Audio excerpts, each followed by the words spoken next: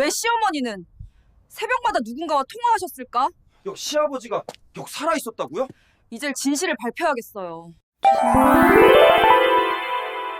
제 이름은 정미선, 올해 52이에요. 29에 결혼해서 왜 시어머니는 23년을 함께 살았던 남편을 6개월 전에 떠나보냈습니다. 심근경색이었어요. 새벽에 갑자기 가슴을 움켜쥐고 쓰러지더니 병원 가는 119 구급차 안에서 그대로. 아직도 그날 아침이 생생해요. 5월의 따뜻한 햇살이 커튼 사이로 들어오던 그 평범한 아침이.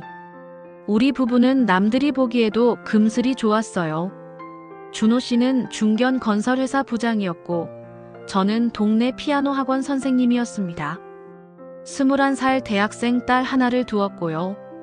준호 씨가 벌고 제가 모으고 아이도 잘 크고 평범하지만 행복한 가정이었어요. 특히 저는 시댁복을 타고났다고 생각했어요. 시어머니는 정말 모범적인 분이셨거든요. 70세이신데도 정정하시고 며느리한테 간섭은 전혀 안 하시고 명절 때만 얼굴 보자고 하시고 시아버지는 제가 결혼하기 2년 전에 돌아가셨다고 들었어요. 큰 무역회사 임원이셨는데 심장마비로 급작스럽게 돌아가셨대요. 미선아, 나는 내가 우리 준호 잘 챙겨주는 것만으로도 고마워. 명절에 뭐 음식 많이 안 해와도 돼. 사와도 되고. 시어머니는 항상 이렇게 말씀하셨어요. 친정어머니보다 더 편한 분이셨죠. 시댁은 서울 목동에 30평대 아파트를 갖고 계셨어요. 시어머니 혼자 사시기엔 넉넉한 공간이었지만 본인은 독립적인 생활을 즐기신다며 혼자 사시는 걸 좋아하셨어요. 우리는 분당에 살았고 차로 1시간 거리였어요. 한 달에 한 번 정도 찾아뵙고 명절 때 모이고 생신 때 외식하고 딱 적당한 거리를 유지했죠. 그런데 남편이 갑자기 떠나고 나서 제 삶은 순식간에 무너졌어요. 장례를 치르는 3일 동안 시어머니는 정말 의젓하셨어요. 나이가 많으셔서 그런지 아니면 이미 남편 잃은 경험이 있어서 그런지 눈물 한 방울 안 보이시고 저를 꼭 안아주시며 말씀하셨어요. 미선아, 울지 마. 준호는 편히 갔어. 이제 우리가 잘 살아야지. 내가 있잖아. 그 말에 얼마나 위로가 됐는지 몰라요. 딸아이도 어리고 앞으로 혼자 어떻게 살아가나 막막했는데 시어머니가 든든한 지원군처럼 느껴졌거든요. 장례를 치르고 일주일쯤 지났을 때였어요. 시어머니가 우리 집으로 오셨어요. 평소엔 거의 안 오시는 분인데 그날은 큰 가방까지 들고 오셨죠. 미선아, 내가 한동안 여기서 지낼게. 내가 지금 많이 힘들잖아.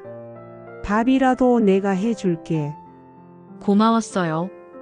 정말로요.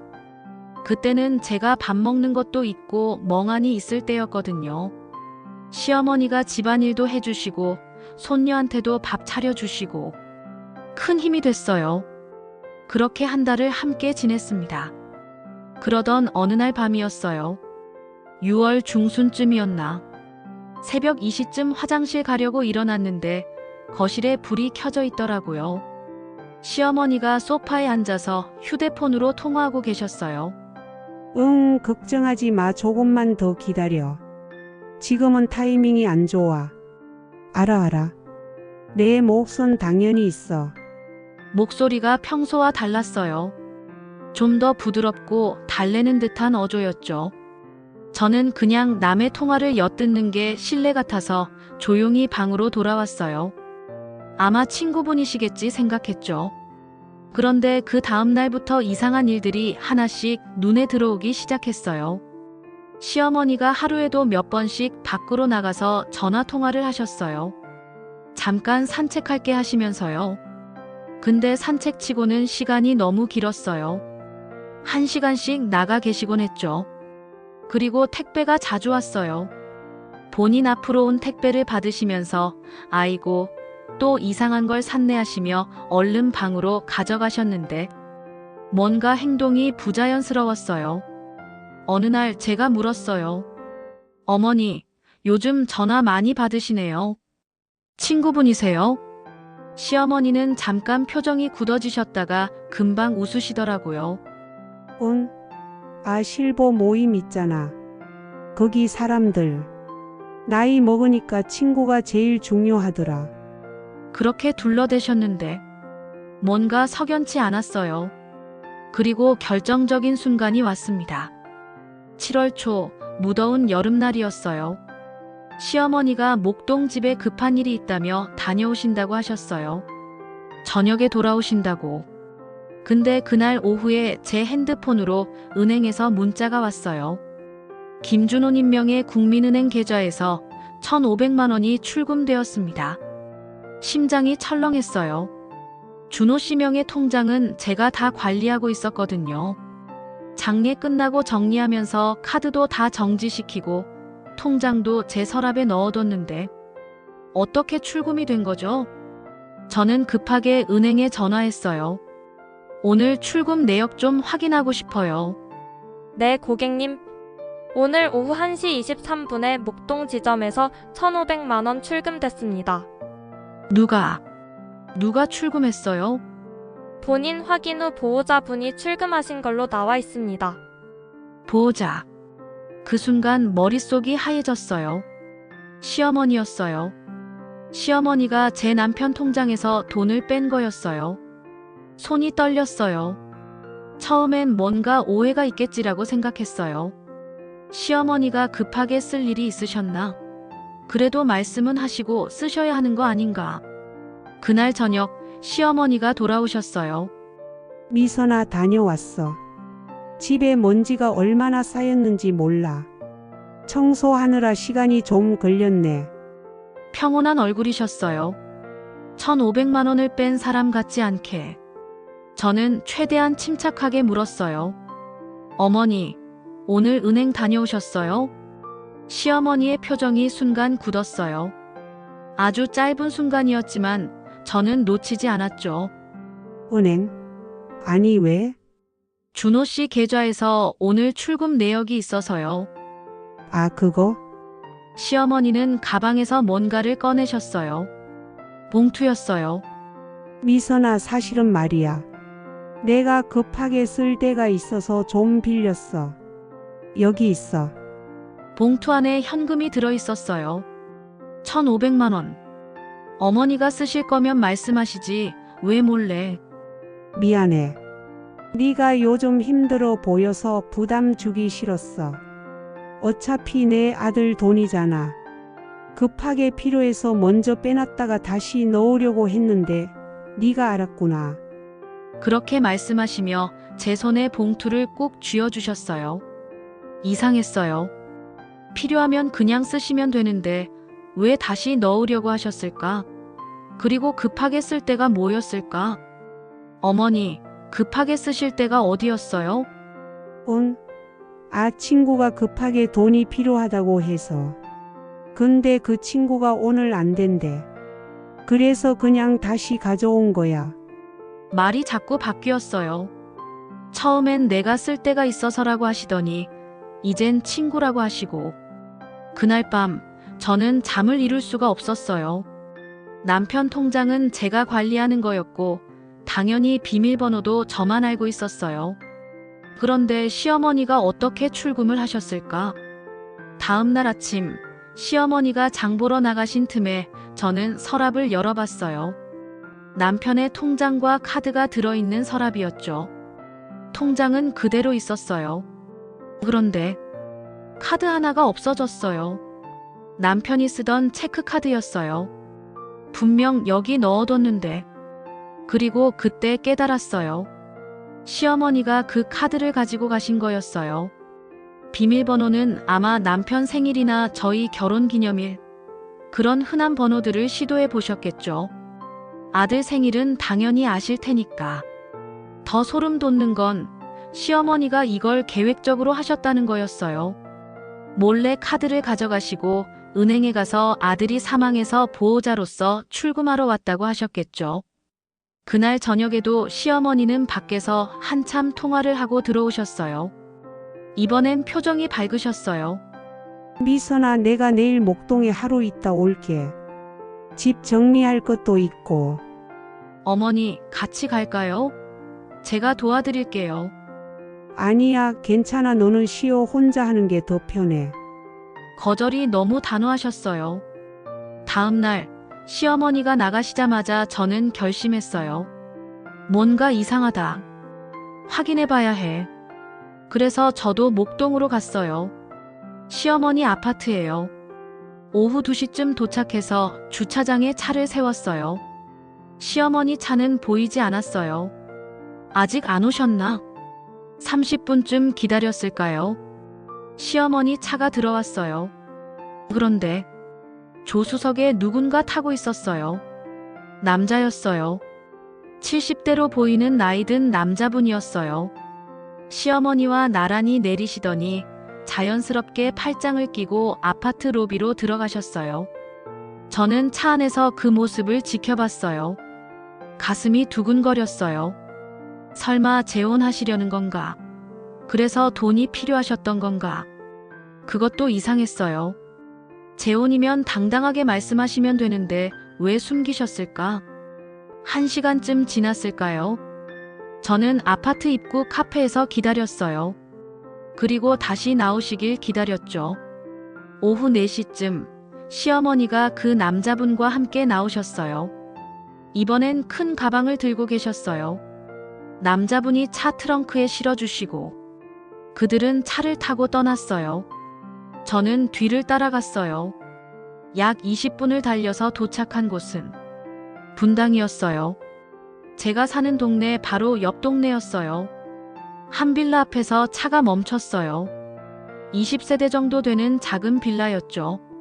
시어머니와 그 남자분이 내려서 2층으로 올라가셨어요. 202호. 그리고 문이 열렸어요. 안에서 누군가 나왔어요. 젊은 남자였어요. 30대 후반쯤 돼 보이는. 엄마, 아빠 왔어. 엄마, 아빠. 제 심장이 멎는 줄 알았어요. 시어머니를 엄마라고 불렀어요. 그 젊은 남자가, 그리고 그 70대 남자분을 아빠라고 불렀어요. 말이 안 됐어요. 시아버지는 30년 전에 돌아가셨다고 들었어요. 제가 결혼하기도 전에요. 그럼 저 남자는 누구죠? 그리고 저 젊은 남자는 또 누구고요? 저는 차 안에서 한참을 멍하니 앉아 있었어요. 그리고 1시간 뒤 시어머니 혼자 나오셨어요. 그 남자분과 젊은 남자는 빌라 안에 남아 계셨죠. 시어머니는 차를 몰고 떠나셨어요. 아마 우리 집으로 가시는 거겠죠. 저는 그 빌라 앞에 한참을 서 있었어요. 초인종을 눌러야 하나? 아니면 그냥 가야 하나? 결국 저는 빌라 관리실로 갔어요. 저기요, 혹시 202호에 누가 사세요? 202호요? 김태수 씨랑 김준영 씨 부자가 사는데요. 왜요? 김태수, 김준영. 성이 김씨였어요. 우리 시댁 성이 이씨인데. 아, 아니에요. 제가 잘못 봤나 봐요. 저는 후들거리는 다리로 차로 돌아왔어요. 집에 도착하니 시어머니가 태연하게 저녁 준비를 하고 계셨어요. 미서 나왔어? 내가 김치찌개 끓였어. 어서 씻고 와. 저는 아무 말도 할 수가 없었어요. 그날 밤 저는 남편의 옛날 사진들을 뒤적이기 시작했어요. 혹시 단서가 있을까 싶어서요. 그리고 찾았어요. 준호 씨가 10년 전쯤 찍은 가족 사진이었어요. 명절 때 찍은 거였죠. 시어머니, 남편, 저, 그리고 어린 딸. 근데 사진 뒤에 뭔가 쓰여 있었어요. 2013년 추석, 목동 집에서. 그리고 그 밑에 작은 글씨로 형은 왜 안 왔대? 형. 남편한테 형이 있었나요? 저는 결혼할 때 시댁에 남편밖에 없다고 들었어요. 외동아들이라고요. 근데 형. 다음 날 아침 저는 시어머니께 조심스럽게 물어봤어요. 어머니, 혹시 남편 형이 있었어요? 시어머니의 얼굴이 창백해지셨어요. 왜 갑자기 그런 걸 물어? 사진 뒤에 형이라고 적혀 있어서요. 시어머니는 한참을 말이 없으시다가 한숨을 쉬셨어요. 미선아, 그건 어머니, 숨기지 마시고 말씀해 주세요. 저도 알 권리가 있잖아요. 시어머니의 눈에 눈물이 고였어요. 준호한테 형이 있긴 했어. 그날 시어머니가 드디어 입을 여셨어요. 우리는 거실 소파에 마주 앉았어요. 시어머니는 한참을 천장만 바라보시다가 조용히 말씀하셨죠.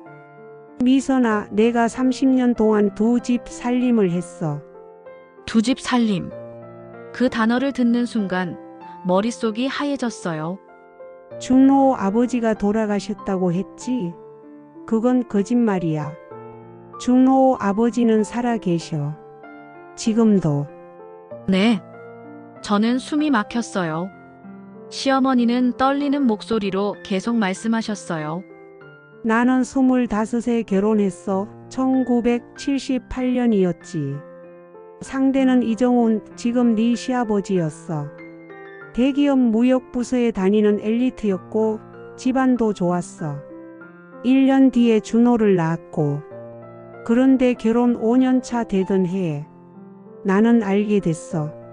남편이 바람을 피우고 있다는 걸. 시어머니의 목소리가 떨렸어요. 상대는 같은 회사 여직원이었어. 나보다 5살 어린 여자였지. 나는 미쳐버리는 줄 알았어. 어린 아들 하나 있는데 남편이 다른 여자를 만나고 있다니. 그래서 이혼하시려고. 하려고 했지. 근데 그때 시어머니가, 그러니까 네 시할머니가 날 불러서 말씀하시더라고. 이혼은 안 돼. 우리 집안에 이혼한 사람 없어. 그냥 모른 척하고 살아. 돈은 내가 더 줄게. 그렇게 말씀하셨어. 그래도 미선아, 너는 몰라. 그 시대가 어땠는지. 1980년대 초반에 이혼한 여자가 아이 데리고 살 수 있었겠어? 나는 고등학교만 졸업했고 경력도 없었어. 시어머니는 손수건으로 눈물을 닦으셨어요. 그래서 나는 참기로 했어. 모른 척하고 사는 거야. 근데 1년 뒤에 알게 됐어. 그 여자가 임신했다는 걸. 남편은 나한테 말했어. 미안하다. 근데 나는 그 여자도 사랑한다. 헤어질 수 없다. 그렇지만 당신과 준호도 버릴 수 없다. 내가 두 집을 다 책임지겠다. 그렇게 말하더라고. 저는 믿을 수가 없었어요. 그래서 어머니가 허락하신 거예요? 허락이 아니라 타협이었어, 미선아. 나는 이혼할 수도 없고 그렇다고 남편을 잡을 수도 없었어. 그래서 조건을 걸었지. 조건이요? 첫째, 법적으로는 내가 정식 부인이다. 둘째, 재산은 무조건 반반이다. 셋째, 아이들한테는 서로 비밀로 한다. 넷째, 명절과 가족 행사는 무조건 우리 쪽 위주로 한다. 시어머니는 쓴웃음을 지으셨어요. 남편은 그렇게 하겠다고 했어. 그리고 실제로 30년을 그렇게 살았어. 그 여자한테 가서 살림 차려주고 아들까지 낳았지. 그게 김준영이야. 어제 네가 본 그 젊은 남자. 그럼 남편한테 이복 형제가 있었던 거예요? 맞아. 근데 둘은 서로 모르고 자랐어. 준영이가 준호보다 1살 위야. 나는 준호한테 아버지가 돌아가셨다고 했고, 그쪽 여자 이름이 김미숙인데 그 여자도 준영이한테 아버지가 무역 일로 해외에 자주 나간다고 했대. 어떻게 그렇게? 쉽지 않았어, 미선아. 남편은 한주는 우리 집에서 한주는 그쪽 집에서 살았어. 명절엔 우리한테 오고 그쪽은 명절 다음 날 가고. 아이들 생일도 따로따로 챙기고. 저는 어지러웠어요. 이게 현실인가 싶었죠. 그렇게 30년을 살았어. 준호가 27살 되던 해, 너랑 결혼하기 2년 전에 남편이 정말로 심장마비로 죽었어. 그때 말씀하신 그 심장마비가 진짜였어. 갑자기 쓰러져서. 그것도 그쪽 집에서 쓰러졌어. 김미숙이 나한테 전화했지. 태수 씨가 쓰러졌어요. 빨리 오세요. 시어머니의 목소리가 떨렸어요. 나는 병원에 달려갔어. 근데 이미 늦었더라고. 그렇게 남편은 갔어. 그리고 장례식을 치러야 했는데. 장례식을요? 그래. 누가 상주로 서느냐가 문제였지. 법적으로는 내가 부인이니까 내가 상주를 서야 하는데 김미숙은 자기도 30년을 같이 살았다고 자기 아들도 아버지 장례를 치러야 한다고 했어. 그래서요? 결국 우리끼리 합의했어. 공식 장례식은 내가 상주로 서되 준호한테는 아버지가 출장 중에 돌아가셨다고만 했어. 그리고 그쪽은 따로 조촉값을 치렀지. 김미숙과 김중영이만 참석하는 작은 추도식을. 그럼 남편은 끝까지 모르고요? 몰랐어. 나는 절대 알려선 안 된다고 생각했거든. 아들이 그 사실을 알면 얼마나 충격받겠어? 아버지가 평생 이중 생활을 했다는 걸, 자기한테 형이 있다는 걸 알게 되면. 시어머니는 고개를 떨구셨어요. 그래서 준호한테는 아버지가 해외 출장 중에 심장마비로 돌아가셨다고 했어. 시신도 화장했다고 하고 장례식도 간소하게 치렀다고 했지. 저는 한참 말이 없었어요. 그리고 물었죠. 그럼 재산은요? 어머니가 조건으로 반반이라고 하셨잖아요. 시어머니의 표정이 굳어졌어요. 거기서부터 문제가 시작됐어, 미선아. 무슨 문제요? 남편이 남긴 재산이 생각보다 많았어.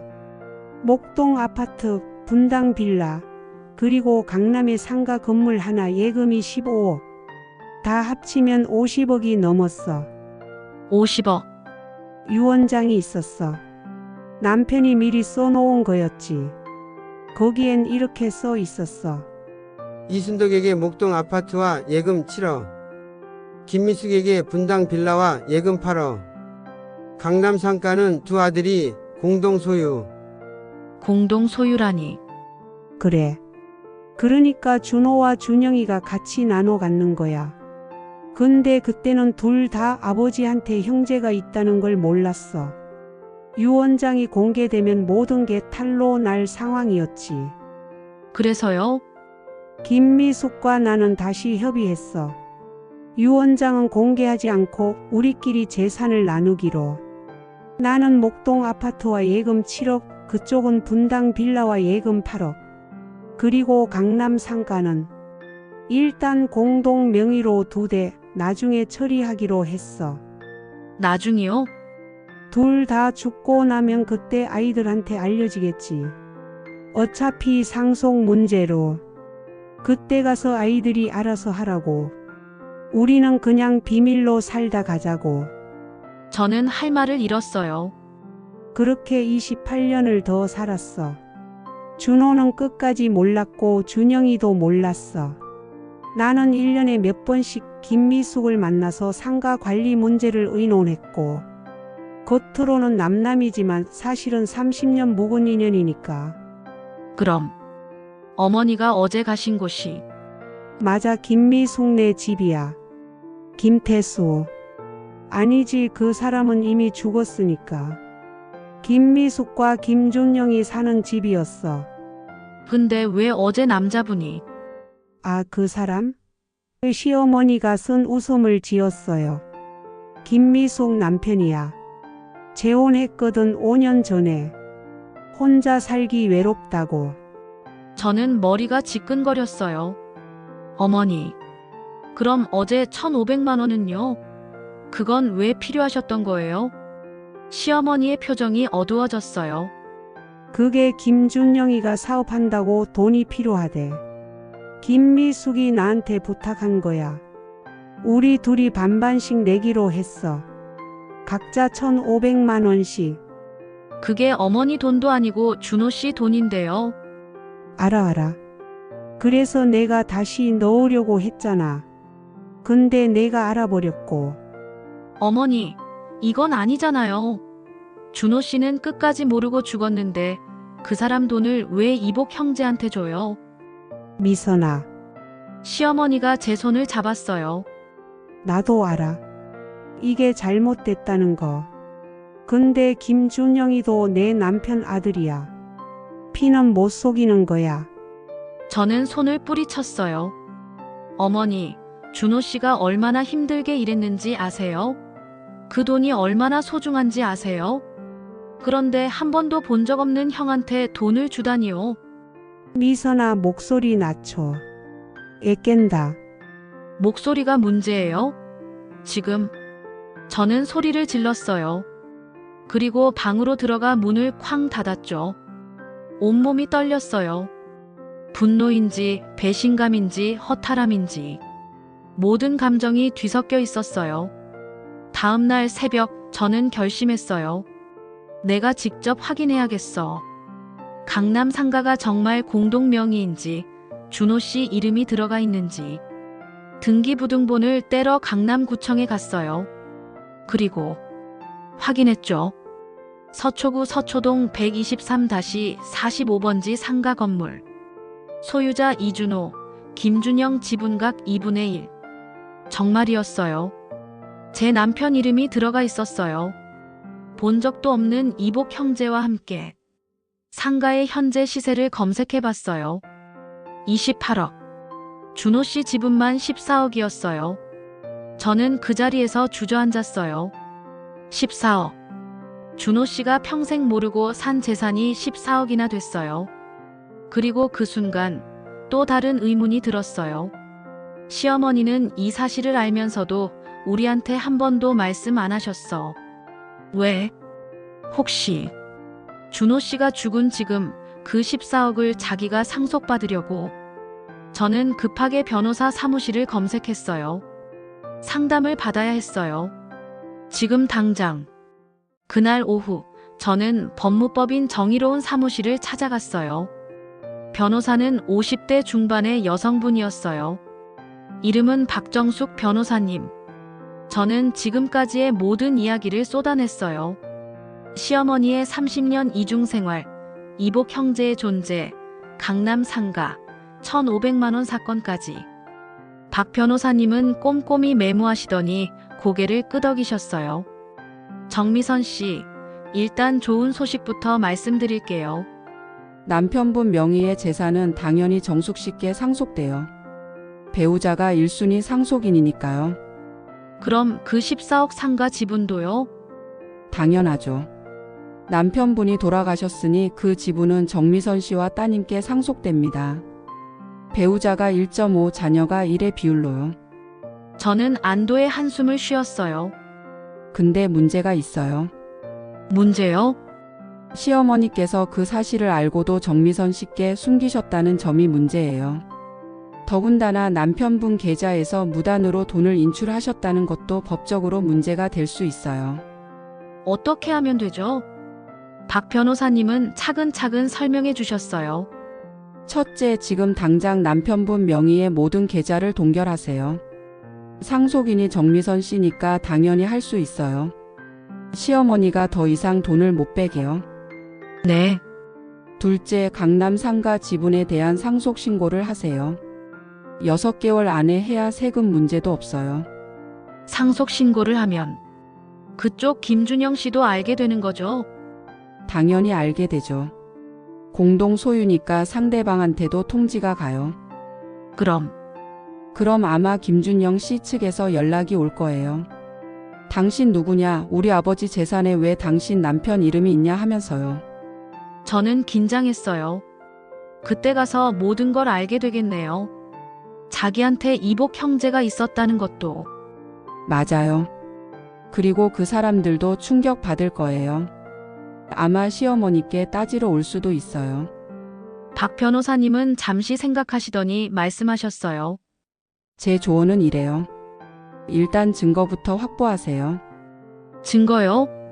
네. 시어머니가 남편분 계좌에서 무단으로 돈을 뺀 증거, 그리고 김준영 씨한테 돈을 준 증거. 만약 시어머니가 더 많은 돈을 빼돌렸다면 그 증거도요. 어떻게 확보하죠? 통장 거래 내역 먼저 다 떼보세요. 최근 5년치. 그리고 시어머니 통장도 가능하면 확인해 보세요. 시어머니 통장은 어떻게? 지금 같이 사시잖아요.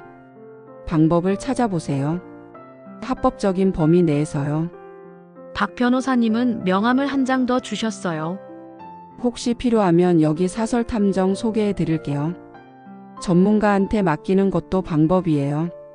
저는 명함을 받아들고 사무실을 나왔어요. 머릿속이 복잡했어요. 하지만 이제 뭘 해야 할지는 명확했죠. 첫째, 증거 확보. 둘째, 계좌 동결. 셋째, 상속 신고. 집에 돌아오니 시어머니가 저녁 준비를 하고 계셨어요. 미선아 왔어? 오늘 갈비찜 해봤어. 어서 씻고 와. 평온한 얼굴이셨어요. 아무 일 없다는 듯이. 저는 최대한 평정을 유지하며 말했어요. 어머니, 피곤해서 먼저 들어가서 쉴게요. 밥은? 입맛이 없어요. 나중에 먹을게요. 방에 들어가서 문을 잠그고 저는 준호 씨의 모든 통장을 꺼냈어요. 총 5개의 통장이 있었어요. 급여 통장, 적금 통장, 예금 통장, 그리고 투자 계좌 2개. 하나하나 거래 내역을 확인하기 시작했어요. 그리고 발견했어요. 최근 1년간 시어머니가 뺀 돈이 1,500만 원만이 아니었어요. 3개월 전 800만 원 출금, 5개월 전 1,200만 원 출금, 8개월 전 1,000만 원 출금, 11개월 전 700만 원 출금, 총 5,200만 원. 준호 씨가 죽기 전부터 이미 시어머니가 조금씩 돈을 빼가고 있었던 거예요. 손이 떨렸어요. 이게 다 김준영한테 간 거야? 아니면 어머니가 개인적으로 쓰신 거야? 저는 다음 날 바로 은행에 갔어요. 남편이 사망해서 계좌 동결하러 왔어요. 은행 창구 직원이 서류를 확인하고는 고개를 끄덕였어요. 네, 사망신고서와 가족관계 증명서 제출하시면 바로 처리됩니다. 상속인이 배우자 한 분이시죠? 네, 저하고 딸이요. 그럼 두 분 동의 받아야 해제할 수 있습니다. 네, 알겠습니다. 모든 계좌를 동결했어요. 이제 시어머니도 누구도 돈을 뺄 수 없었죠. 그날 저녁 시어머니가 물으셨어요. 미선아 혹시 오늘 은행 갔었어? 네, 잠깐 볼 일이 있어서요. 무슨 일? 그냥 적금 만기돼서요. 시어머니는 저를 빤히 쳐다보셨어요. 뭔가 의심하시는 눈빛이었죠. 미선아 우리 얘기 좀 하자. 무슨 얘기요? 너 나한테 화났지? 내가 준호 돈 쓴 것 때문에. 그리고 준영이 이야기 때문에. 저는 대답하지 않았어요. 시어머니가 한숨을 쉬셨어요. 미선아 나도 힘들었어. 30년을 이렇게 살아온 게. 근데 이미 벌어진 일이고 되돌릴 수도 없어. 우리 그냥 조용히 살자. 응? 어머니. 응? 어머니는 준호 씨가 돌아가시고 나서 통장에서 총 얼마를 빼가셨어요? 시어머니의 얼굴이 굳었어요. 뭐? 무슨 소리야? 5,200만 원이요. 제가 다 확인했어요. 그게 그 돈 다 어디 쓰셨어요? 김준영한테 주신 거예요? 시어머니는 한참 말이 없으시더니 고개를 떨어뜨리셨어요. 준영이가 사업 자금이 필요하다고 해서 조금씩 도와줬어. 제 남편 돈으로요? 미선아, 어머니, 이건 절도예요. 범죄라고요. 절도? 시어머니의 목소리가 높아졌어요. 내 아들 돈을 내가 쓰는데 그게 절도야? 법적으로는 제 돈이에요. 상속받은 거니까요. 상속? 아직 상속도 안 끝났잖아. 끝났어요. 오늘 은행에서 계좌 전부 동결했어요. 이제 어머니는 한 푼도 못 건드려요. 시어머니의 얼굴이 새빨개졌어요. 지금 뭐 하는 거야? 나한테? 어머니가 먼저 하신 거잖아요. 제 동의도 없이 남편 돈 빼가시고 다른 사람한테 주시고. 다른 사람? 준영이가 다른 사람이야? 준호 형이야, 형. 준호 씨는 끝까지 몰랐잖아요. 형이 있는지도. 우리는 처음으로 고성을 질렀어요. 딸아이가 방에서 나왔어요. 엄마, 할머니, 왜 싸워? 저는 딸을 안았어요. 아니야, 괜찮아. 들어가 있어. 시어머니는 가방을 챙기기 시작하셨어요. 나 간다. 더 이상 여기 못 있겠어. 어머니, 너는 내가 나쁜 년이라고 생각하는 거지? 30년을 참고 산 내 인생은 생각도 안 하고. 어머니, 저는 그런 게 아니라. 됐어. 나 목동 집 갈 거야. 다시는 연락하지 마. 시어머니는 그렇게 집을 나가셨어요. 현관문이 쾅 닫히는 소리에 저는 그 자리에 주저앉았어요. 딸이 제 옆에 와서 저를 안아주었어요. 엄마, 울지 마. 괜찮아. 저는 울지 않았어요. 이제 시작이었으니까요. 진짜 싸움은 이제부터였어요. 시어머니가 집을 나간 지 일주일 후, 저는 상속 신고를 완료했어요. 강남 상가 지분 50% 이준호 명의에서 배우자 정미선과 딸 이서연에게 상속. 서류가 접수되자 사흘 뒤에 전화가 왔어요. 여보세요, 정미선 씨죠? 저는 김준영입니다. 차가운 목소리였어요. 네, 갑자기 상속 통지를 받았는데 이게 무슨 일입니까? 우리 아버지 상가에 왜 당신 남편 이름이 있어요? 그건 제가 설명드리기 어려워요. 시어머니께 여쭤보세요. 이미 물어봤어요. 우리 어머니도 연락이 안 돼요. 김준영의 목소리가 떨렸어요. 혼란스러워하는 게 느껴졌죠. 김준영 씨, 저도 한 달 전에 당신 존재를 알았어요. 제 존재요? 무슨 소리예요? 당신 아버지가, 아니, 우리 시아버지가 30년간 이중 생활을 하셨어요. 그래서 당신이 있고 제 남편이 있는 거예요. 뭐라고요? 전화 너머로 긴 침묵이 흘렀어요. 말도 안 돼요. 우리 아버지는. 믿기 싫으시겠지만 사실이에요. 당신 어머니 김미숙 씨한테 직접 들어보세요. 전화가 끊어졌어요. 그리고 이틀 후 박정숙 변호사님한테서 연락이 왔어요. 정미선 씨, 김준영 씨 측 변호사한테서 연락 왔어요. 뭐라고 하던가요? 상가 지분에 대해 협의하고 싶대요. 만나자고 하네요. 만나야 할까요? 만나는 게 좋아요. 어차피 공동 소유니까 앞으로도 계속 얼굴 볼 사이잖아요. 일주일 후 저는 박 변호사님과 함께 모 커피숍에서 김준영을 만났어요. 사진으로만 봤던 그 남자였어요. 30대 후반, 키가 크고 어딘가 모르게 준호를 닮아 있었어요. 옆에는 50대 후반으로 보이는 여자가 앉아 있었어요. 김미숙이었어요. 처음 뵙겠습니다. 김준영이 먼저 말을 꺼냈어요. 저는 김준영이고요. 이쪽은 제 어머니 김미숙입니다. 정미선입니다. 우리는 차가운 인사를 나눴어요. 김미숙이 입을 열었어요. 정미선 씨, 우리가 오늘 만난 건 상가 문제 때문입니다. 솔직히 말씀드릴게요. 우리는 그 상가를 매각하고 싶어요. 매각이요? 네. 28억짜리 상가를 팔아서 반반 나눠 가지자고요. 그게 서로 깔끔하잖아요. 저는 박 변호사님을 쳐다봤어요. 변호사님이 고개를 끄덕이며 말했죠.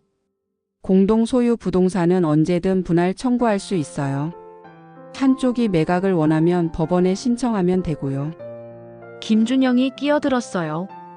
우리는 법까지 가고 싶지 않아요. 그냥 합의해서 깔끔하게 정리하면 안 될까요? 저는 생각해봤어요. 28억을 반으로 나누면 14억. 세금 떼고 나면 10억 정도가 제 몫이 될 거예요. 적지 않은 돈이었어요. 딸 학비도 되고 앞으로 생활비도 충분히 될 만한 적지 않은 돈이었어요. 좋아요. 매각하죠. 정말요? 김미숙의 얼굴이 밝아졌어요. 대신 조건이 있어요. 조건이요? 시어머니 이순덕 여사가 제 남편 통장에서 무단으로 빼간 5,200만 원을 돌려주세요. 김미숙의 얼굴이 굳었어요. 그건 우리가 받은 거 맞아요. 순덕 언니가 준영이 사업 자금으로 도와준 거예요. 도와준 게 아니라 훔친 거예요.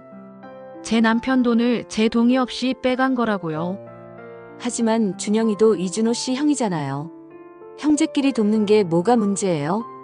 제 남편은 끝까지 몰랐어요. 형이 있는지도. 그러니까 법적으로는 남이에요. 김준영이 벌떡 일어섰어요. 남이라고요? 같은 아버지를 둔 형제를 남이라고 해요? 앉으세요, 김준영 씨. 박 변호사님이 차분하게 말했어요. 감정적으로 대응하시면 안 됩니다. 법적으로 정미선 씨 말이 맞아요. 고인의 배우자 동의 없이 재산을 빼갔으면 그건 횡령이에요. 김미숙이 한숨을 쉬었어요. 알았어요. 우리가 5,200만 원 돌려드릴게요. 대신 상가는 빨리 매각합시다. 그리고 한 가지 더 있어요. 또 뭐예요? 저는 가방에서 서류를 꺼냈어요. 시어머니께서 남편 사망 이전부터 통장에서 돈을 빼가신 내역이에요. 최근 3년간 총 1억 2천만 원이에요. 김미숙의 얼굴이 창백해졌어요. 그게 이 돈도 어디로 갔는지 알아요. 김준영 씨 사업 자금으로 갔죠. 통장 입금 내역 추적했어요. 박 변호사님이 서류를 펼쳐 보이며 말했어요. 2022년 3월 500만 원, 6월 800만 원, 9월 1000만 원. 이런 식으로 계속됩니다. 모두 김준영 씨 계좌로 입금됐어요. 김준영이 변명했어요. 그건 제가 부탁한 게 아니라 이순덕 할머니가 자발적으로. 자발적이든 아니든 그 돈은 제 남편 돈이었어요. 그리고 남편은 이 사실을 몰랐어요. 저는 단호하게 말했어요.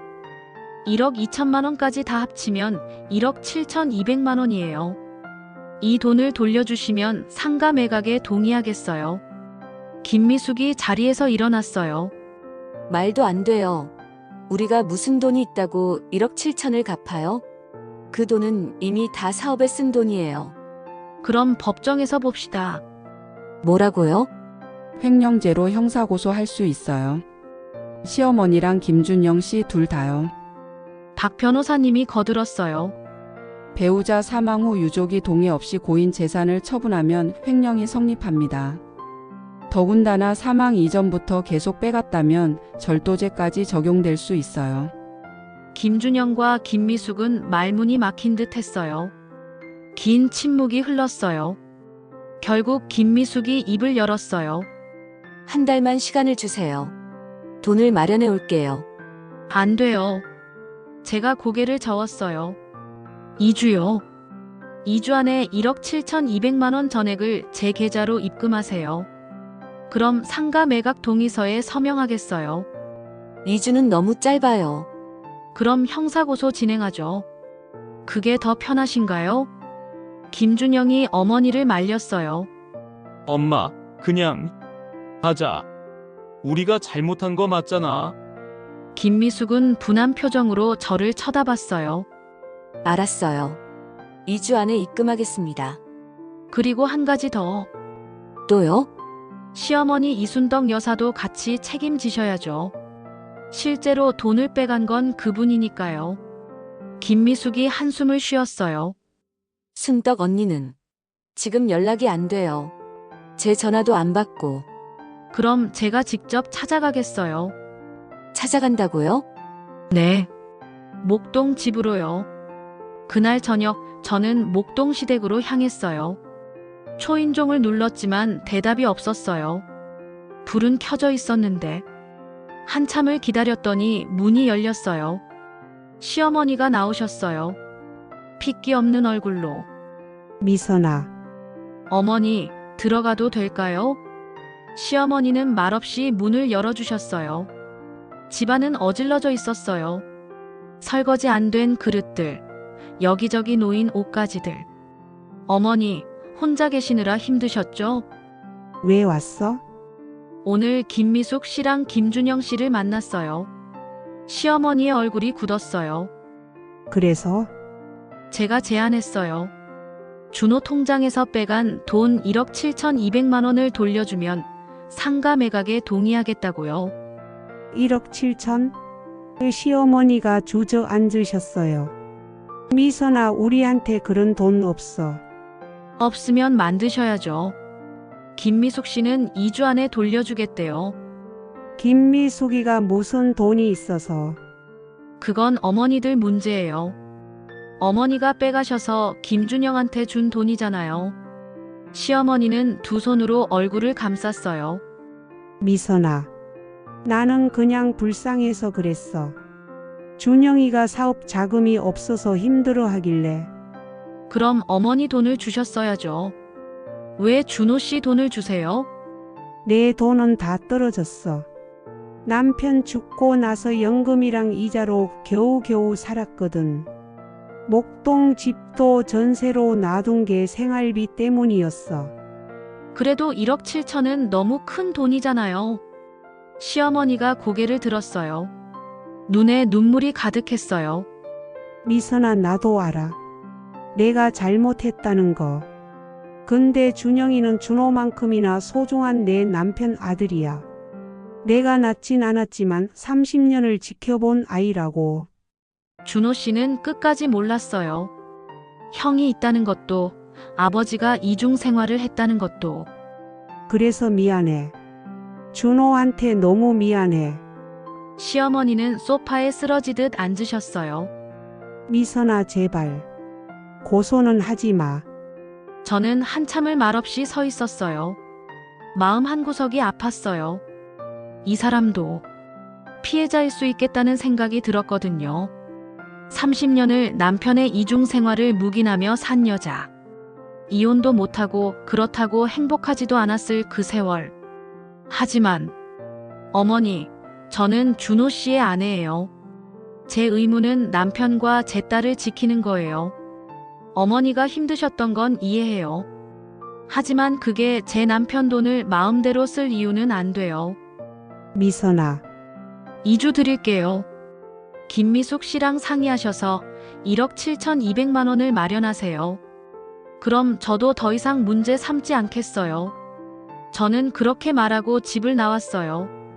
엘리베이터를 타고 내려오는데 눈물이 났어요. 왜 이렇게 된 걸까?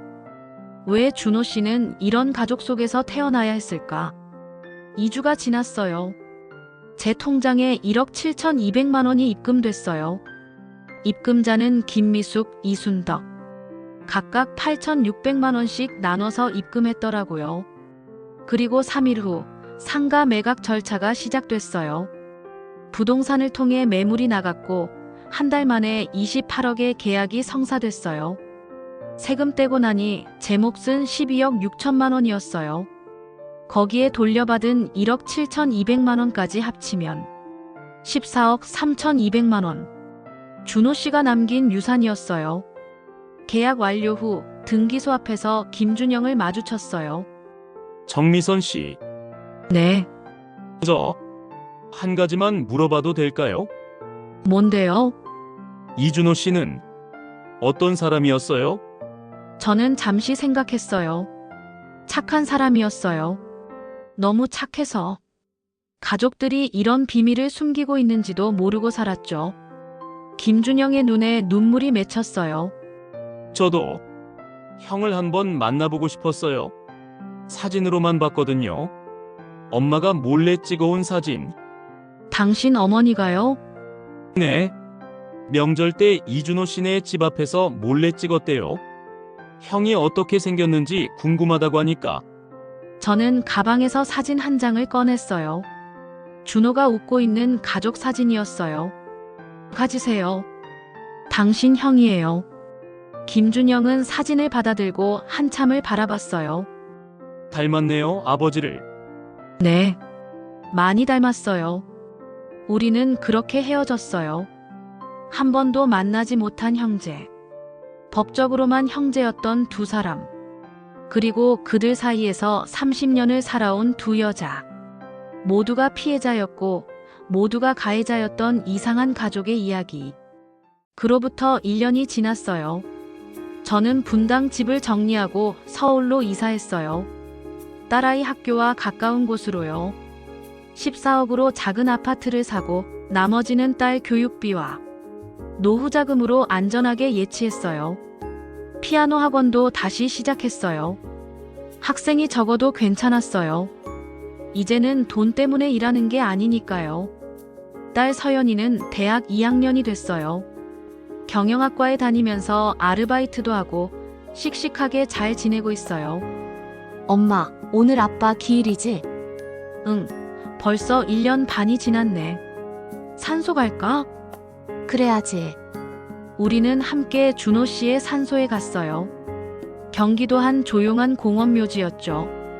묘비 앞에 꽃을 놓고 딸과 나란히 앉았어요. 여보, 잘 지내죠? 서연이 잘 크고 있어요. 걱정 마요. 바람이 불었어요. 그리고 당신이 몰랐던 이야기들, 이제 다 정리됐어요. 당신 목도 제대로 찾았고 서연이랑 나는 앞으로 잘 살게요. 묘비 옆에 또 다른 꽃이 놓여 있었어요. 누가 다녀갔나 싶어 카드를 봤더니 형에게 준영 올림. 김준영이 다녀갔나 봐요. 서연이가 물었어요. 엄마, 이거 누가 놓고 간 거야? 아빠 친구. 그렇구나. 저는 더 이상 설명하지 않았어요. 서연이는 아직 할아버지의 이중 생활에 대해 몰라요.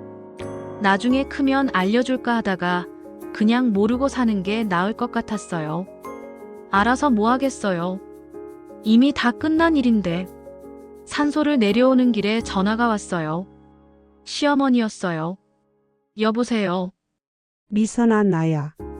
어머니, 어떻게 지내세요? 그냥 그럭저럭 지내지. 너는? 저도 잘 지내요. 침묵이 흘렀어요. 미선아, 오늘 준호 기일이지? 네. 나도 갔었어. 새벽에. 너희 오기 전에 다녀왔어. 그러셨구나. 미안해, 미선아. 정말로. 어머니, 나는 잘못된 선택을 했어. 30년 전에도, 그리고 1년 전에도. 근데 이제 와서 후회해봤자 소용없더라. 시어머니의 목소리가 떨렸어요. 나는 곧 목동 집도 정리하고 시골로 내려갈 거야. 김미숙이도 부산으로 이사 간대. 우리 둘 다 서울에 더 이상 있을 이유가 없어. 어머니, 혼자 사시려고요? 응, 혼자가 편해. 이제 더 이상 누구한테도 거짓말 안 하고 살고 싶어. 서연이 잘 키워. 준호가 제일 사랑했던 딸이잖아. 네, 어머니. 그리고 미선아, 너 재혼해도 돼. 아직 젊잖아. 행복하게 살아. 어머니. 나는 그만 끊을게. 몸 건강해. 전화가 끊어졌어요. 딸이 물었어요. 할머니야? 응, 할머니는 언제 봐? 나중에 보자. 집에 돌아와서 저는 준호 씨의 사진첩을 꺼냈어요.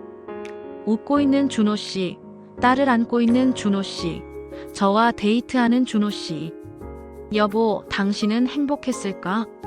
가족의 비밀을 모르고 살았던 게 차라리 다행이었을까? 사진 속의 준호 씨는 대답 없이 웃고 있었어요. 그날 밤, 저는 오랜만에 일기를 썼어요. 오늘로 모든 게 정리됐다. 법적으로도 감정적으로도. 14억이라는 돈을 받았지만 그게 행복을 가져다 주진 않았다. 하지만 적어도 준호 씨의 몫을 지켜냈다는 자부심은 있다. 그리고 알게 됐다. 가족이란 피로 연결된 게 아니라 함께한 시간과 진심으로 만들어지는 거라는 걸. 준호 씨는 자기 친아버지가 30년간 이중 생활을 한 줄 몰랐지만 우리 셋이 함께한 23년은 진짜 가족이었다. 그것만으로 충분하다.